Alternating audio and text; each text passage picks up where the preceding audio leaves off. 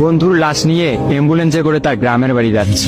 সময় কাটানোর জন্য ফোনটা বের করলাম। ঠিক সেই মুহূর্তেই মোবাইলে একটা মেসেজ আসে। আমার সামনেই আমার প্রিয় বন্ধুটি কফিনের মধ্যে লাশ হয়ে পড়ে আছে।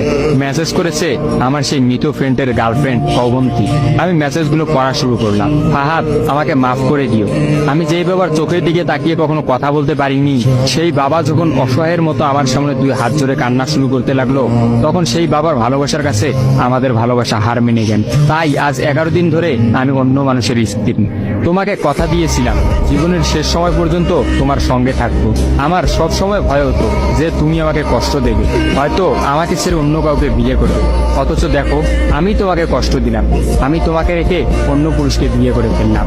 জীবনটা বড়ই অদ্ভুত, তাই না? তোমার কি মনে আছে আমি তোমাকে কাঁদতে কাঁদতে বলতাম আমাকে কখনো ছেড়ে যাবে না? তো তুমি হাসতে হাসতে উত্তর দিতে, আমি তোমাকে কখনো ছেড়ে যাব না, তুমি আমাকে ছেড়ে গেলে যেতে পারো।